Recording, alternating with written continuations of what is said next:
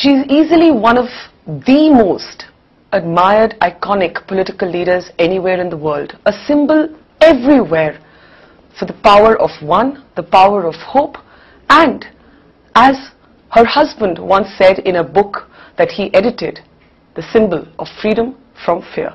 It is our honor to be interviewing Aung San Suu Kyi today here in Delhi. Aung San Suu Kyi, we were also moved by your incredible public lecture in Delhi, and one of the things that really struck me was the fact that you still spoke of politics as an ethical calling, as a moral calling, as it were. At a time when there is so much cynicism about politicians and politics everywhere, what has kept your faith in the capacity of politics to still be an agent, a moral agent, as it were, of change? I think it's simply that I don't know any other way of looking at it. This was the way I was brought up to think of politics. That politics was to do with ethics, it was to do with responsibility, it was to do with service. So I think I was conditioned to think like that, and I'm too old to change now. You didn't ever lose faith along the way? You didn't get cynical? You saw some incredibly difficult moments in your life. Yes, but politics is what you do in the end. Each politician must decide for himself how she or he is going to approach problems. And what other people did was, or the way in which other people went about politics, was, of course, basically their business, even if it did affect my life. But that didn't mean I had to be like them, or I had to decide that I must change my life because other people don't live their lives the way I do. Personal sacrifice often lends political leaders a kind of moral authority that they sometimes don't get in more serene times. You have been through some incredible moments of personal loss, not being able to meet your husband when he was terminally ill, being separated as a mother from your 2 boys, living under house arrest, and yet in your lecture you said that there should be less focus on self-sacrifice and perhaps more focus on the others, those who loved you, those who have to let go, that their choices and their surrender is almost more difficult and doesn't get told with the same sort of maybe applaud and heroism.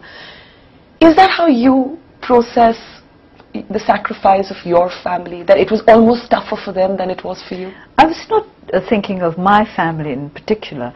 To tell the truth, I think it was easier for my family because they were not in Burma and because they were not Burmese, and for the families of my colleagues, those who were put in prison and their families had to struggle to get by, and they were always under threat, as it were, from the regime, and at the same time they had to take care of the husband or father or wife or sister, whoever happened to be in prison, and life was very difficult for them.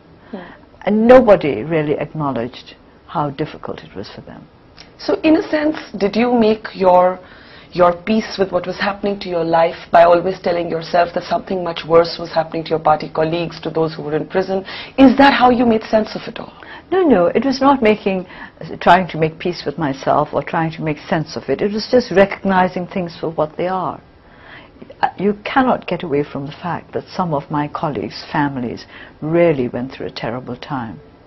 You know, reading Freedom from Fear, which of course your husband Michael edited, and he wrote the introduction to it, and in that he wrote about how when you got married, you told him early on that there could be a day that you would have to put your country before your family, and at that time you would need all his love and support, but he had to be mentally prepared for it as well. How difficult was it for him, you think? Well, since he was mentally prepared for it... But can anyone ever really be mentally prepared for something like this? Not totally, of course. Yes. You are never really totally prepared for something until it happens. But it didn't really come as a surprise to him. And you have said again and again that it's about making a choice. And as a politician, you made a choice to stay in Burma and fight for democracy. But every human being has moments of self-doubt, has moments of what if, has moments of looking over your shoulder and saying, maybe I could have done it differently. Do you have any of those moments of regret or doubt about the choices, the incredibly brave choices that you made? I've never had doubts about the fact that I chose my country and the cause in which I believed. Sometimes, of course, I worry about whether I did things the right way to do with our work. I read this incredibly moving story. I don't know if it's true, that when you decided you could not leave the country to meet your husband because you may never be able to come back again, you actually taped a farewell message for him that you sent through the British Embassy, but it never got there in time. And I read about this. I don't know if that's how it actually happened. Well, I believe it didn't get there in time. And that is so heartbreaking for me to hear. I can't even imagine what you would have felt. I didn't think too much about it, because what was important was that he should have been able to go as gently as possible. And I do not think it would have made that much of a difference even if he had received the message on time. You spoke about how ever since you've got to India, you're repeatedly asked what your expectations were from India and whether you were disappointed that somewhere along the way India did not stand with the democracy movement in the way that it once had. And you said you were saddened. Are you a little less sad now that you've come here, you've seen the incredible, in a sense, response from the people of India? I was saddened then, but I got over my sadness a long time ago, because as I said then, I didn't have the right to expect anything or to feel disappointment. And my friendship with my Indian friends of long standing did not suffer in any way. And that kept a very, very steady link between me and India. But an ideological disappointment beyond the personal relationships that, of course, as I said, I had no right to be disappointed, because disappointment assumes that you have a right to expect something of somebody, and you're disappointed because your expectations have not been met. It's not like that.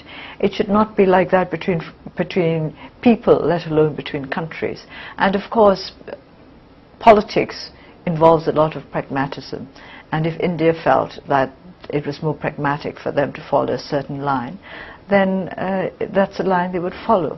And that may be not what we might have wished for, but I don't think we have the right to condemn India or any other country for following the line that they thought was best for them. Is there anybody you believe you have a right to expect something from? From myself, yes. And that's it? That's it. Talk a little bit about where democracy stands in your country right now. You've said again and again that it is not an irreversible place. You have also spoken about how it may be time to lift sanctions. But many Americans worry, many human rights activists worry that if sanctions were to be lifted right now, then perhaps this process that you yourself have described as not irreversible could take a step back. Do you share that concern? I don't think we should keep on depending on sanctions. I don't think we should keep on depending too much on external factors. It is important. External support is very, very important. But I think it's time we started developing our own resources in order to make sure that we keep along the right path.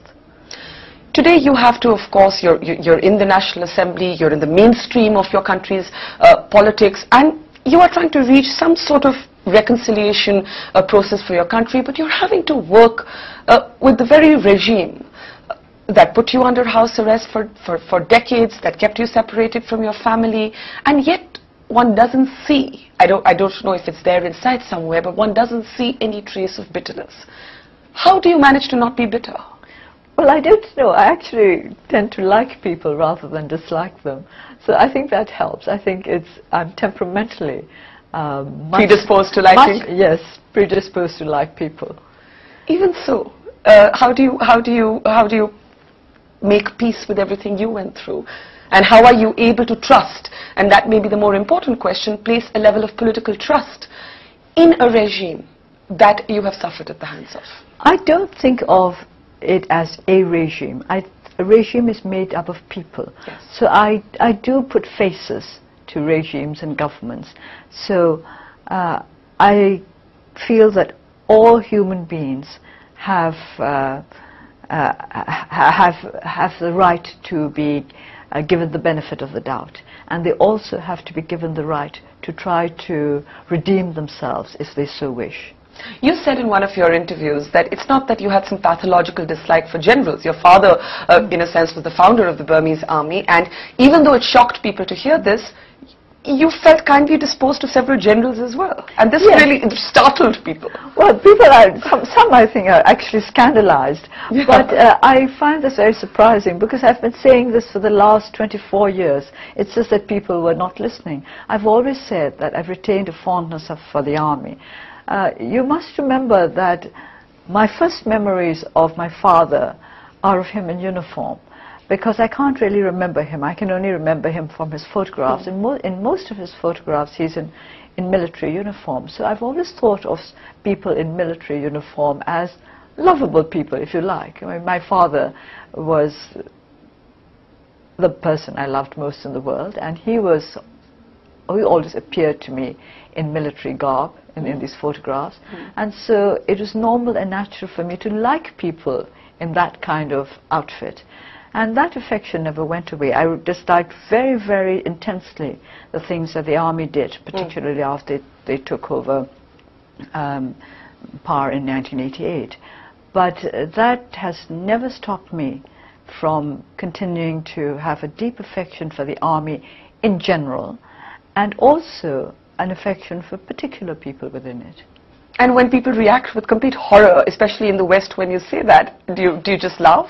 Yes, it amuses me, and it also makes me understand that they never were listening in the past. If they had been listening to what I had been saying all along, they would have been neither surprised nor horrified.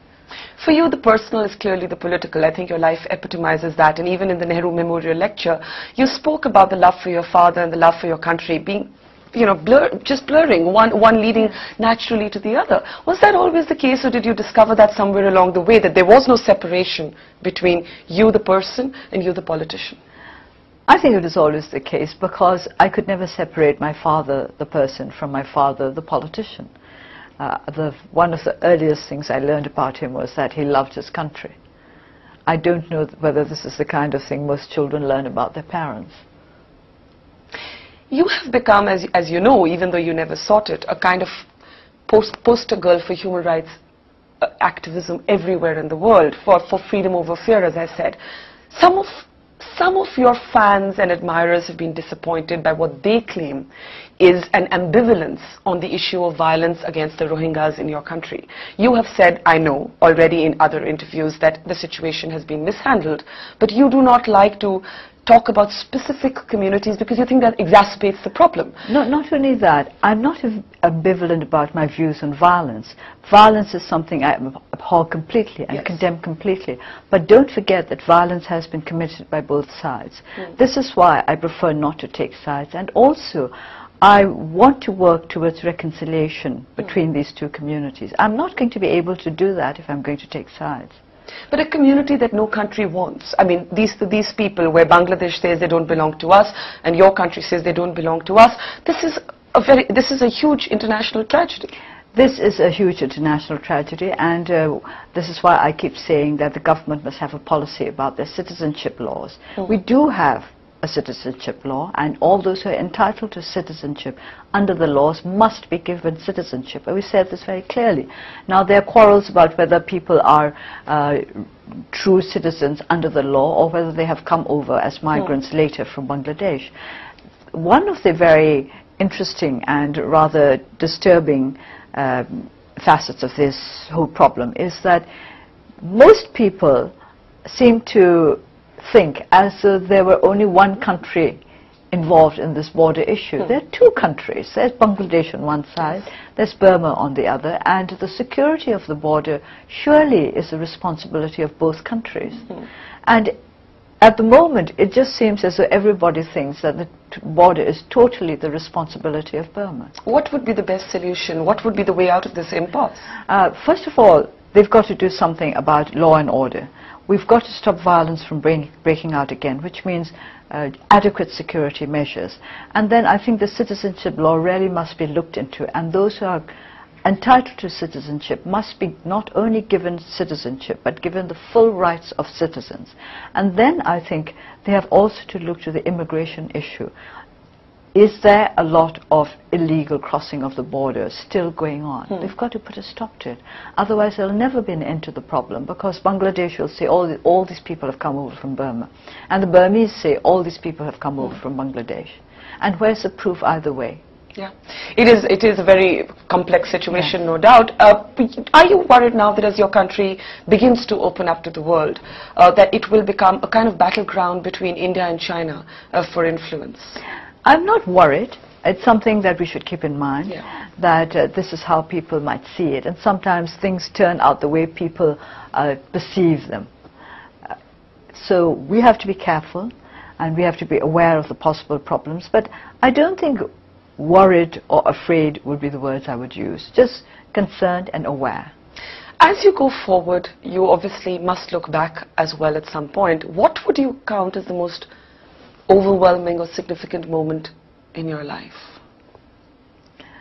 Now, it would be very difficult for me to pick one Because there have been so many. Yes, because there have been quite a number. Let's just talk about what we're calling this conversation today, the freedom from fear. There have been very, very blatant attempts on your life. The most dramatic, of course, we've read so many accounts of how you just walked towards a number of men who were pointing guns at you, and you didn't know whether they would shoot or they wouldn't shoot, but they may have. Another incident when you stopped your car on the road and you were just assaulted. Your driver managed to get out of that situation somehow, but 70 people died that night in 2003. In both these instances, I do think 70 people. Oh, that's what we read. Is that not no, true? I think there were much fewer than that. Okay, so maybe the accounts of those were not fully accurate. But my point simply being that your life was in danger, and you were right there, vulnerable to that fact. At every instance, has there been a freedom from fear, or do you train yourself every time, over and over again, that I will not allow the fear to dominate me? Well, at those times, there's so many things to think about. Yes, Yeah. You have no time to think about whether you're afraid or not afraid. You have to think in a very practical way. How do I get out of fear? Well, what do I do?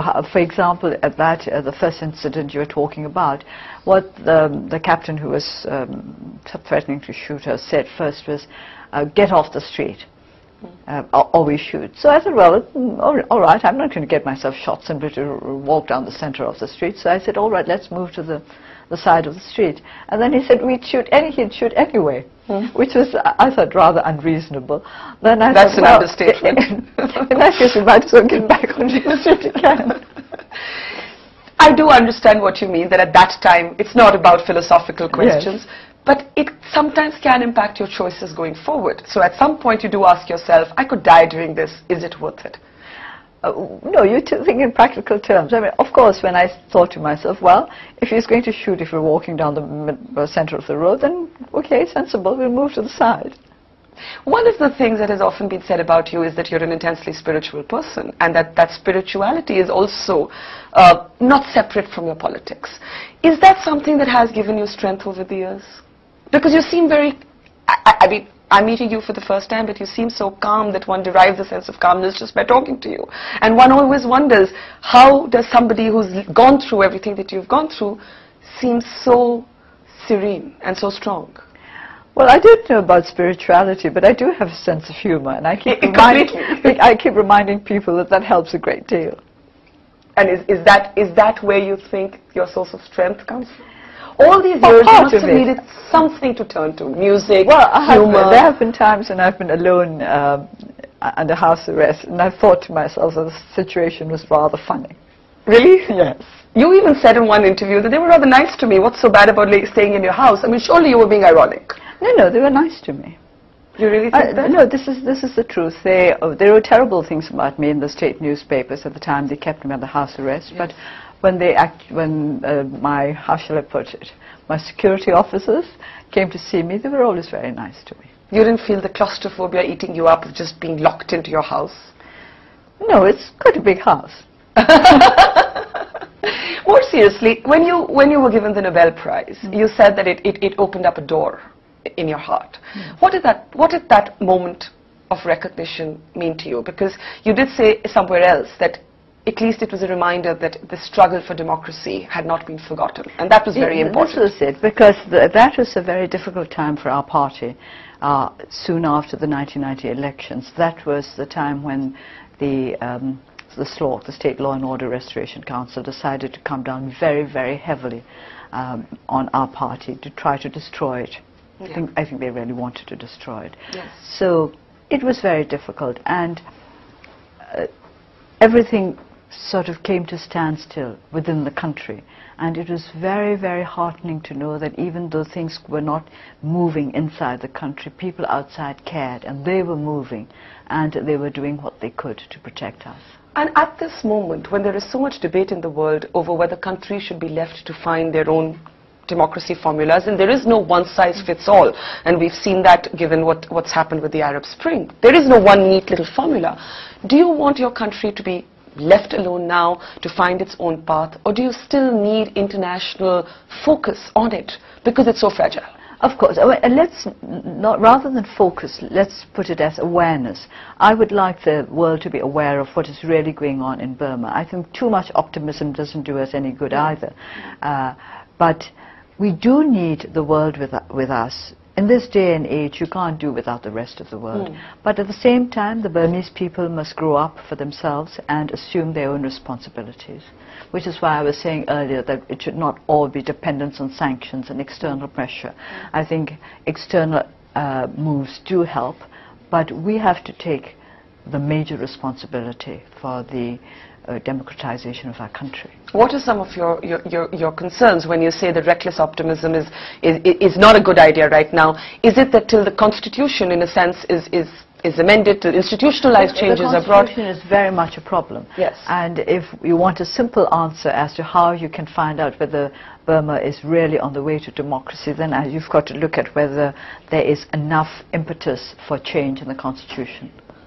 Now, you've led an extraordinary life, and so much has been written about you. A movie has been made about you. Have you seen the movie? No. Do you plan to? No, I don't plan to. And is that because you feel it's a bit unreal to watch yourself on screen? I think I would find it embarrassing. Do you get used to the sort of, are you used finally to the intense attention on you? Because you seem to be a very private person, yet the whole world wants now a bit of you. Now that you're out and able to step out of your country, so many people want to know you better. Well, I think of it the other way around. Rather than the attention of the world on me, I think of it in terms of how much attention I'm able to pay others.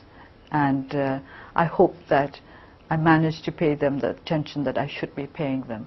Sometimes it's a little difficult because there are so many people and so many countries and organizations that are good to us, and I do really want to make sure that they know we appreciate. I know you said in one of your talks, I think at San Francisco, if I'm not wrong, that you didn't see yourself as infallible. You didn't see yourself as saintly in that sense, that you had weaknesses and fallibilities. I never thought of myself as saint. It makes me uncomfortable when people say that I'm one. I can imagine. But any specific things you wished you'd done differently? Any mistakes you feel you made? Oh, I'm sure I've made a lot of mistakes in my life. To begin with, I have a bit of a temper, and I think I've got to learn to keep it under control. Well, that's an honest admission. Let me end by asking you, you've come back to the city where you went to school, you went to college, you've been meeting with old friends. Have you got an evening off from everything to just spend time with them? Have you managed to go and see some of the old haunts in Delhi? Well, the very day I arrived, I spent the whole afternoon with my old friends, and we went for a walk in Lodi Gardens, as we'd always intended to.